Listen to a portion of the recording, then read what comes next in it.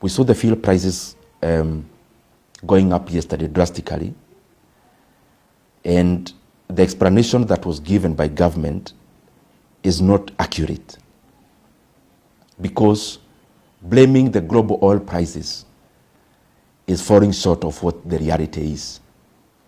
Because last year, for the last 1 year, the highest fuel prices we have seen were actually in June 17th of 2024. And in this calendar year, the highest prices we have seen were actually in January. But having said that, it is important for us to know that out of what Kenyans pay at the pump in terms of fuel prices, around half of that money is in terms of taxes and levies. Over 80 shillings of what people pay for petrol prices, over 80 shillings goes into taxes and levies. And of what Kenyans pay for other products or fuel other than petrol, over 76 shillings again goes into taxes and levies. In an oil producing country like Kenya, the only tool a government is left with is altering the levies and taxes. This is where the problem is. The government of Kenya actually added a new levy last year of 7 shillings in the fuel prices. And how the government works is that time when the fuel prices are coming down, actually that's the reason why Kenyans never felt the global deceleration of the oil prices. Because it's around that time that the government introduced a secret 7 shillings in fuel levy. That is partly one of the problems why the fuel prices are going up. But the more unfortunate bit, this year, the government has taken that 7 shillings, taken to the banks as security, and then they have taken a loan of 175 billion shillings.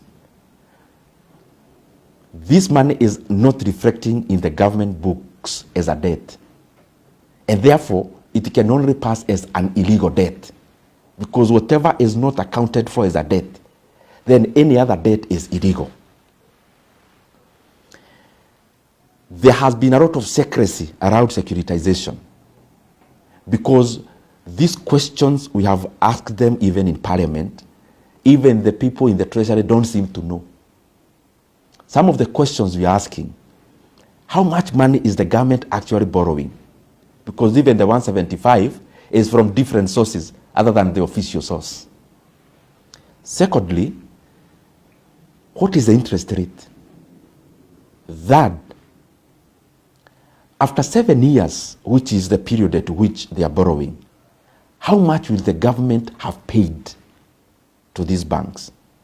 Fourth, is this money sovereign guaranteed?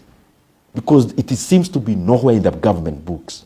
It actually also never came to Parliament for any ratification.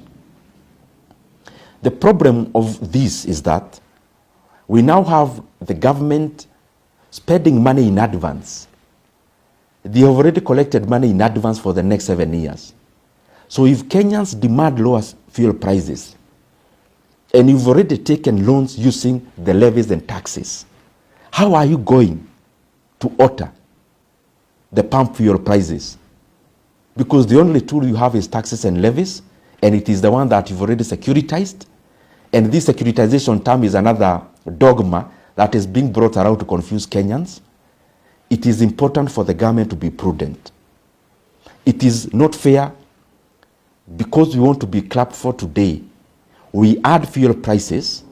We actually go to the banks and take loans using the same levy, which in a bad day is what Kenyans will demand it gets lowered for the fuel prices at the pump to actually be managed.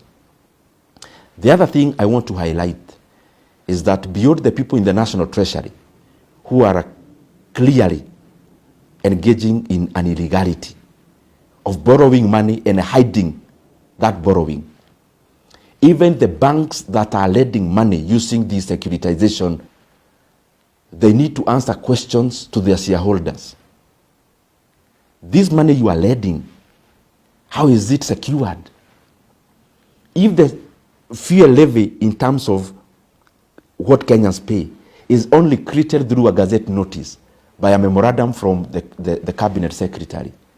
What if another cabinet secretary gives the one that lowers the levies, which the banks are already holding as security for the loans? And lastly, in the affairs of financial management, you must never favor any of your creditors, because what basically you are doing is to open a floodgate. If you securitize fuel levy, like the one they are doing, the 7 shillings, they're in the process of doing another 5. Then what if now a Chinese lender comes and they want to securitize our VAT? And another one comes, a lender, they want to securitize our payee. What will be left for the government to do, the governments that are in power or that come to power?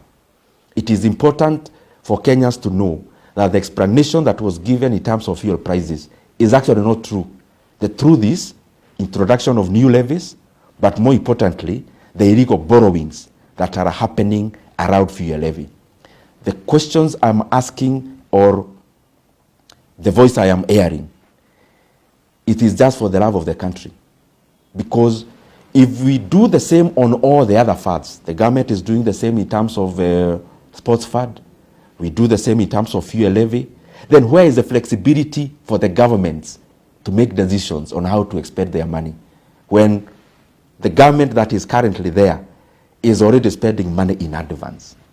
What if the other government that was there did the same, securitized the money in terms of all the taxes? Then what will be the role of the government now?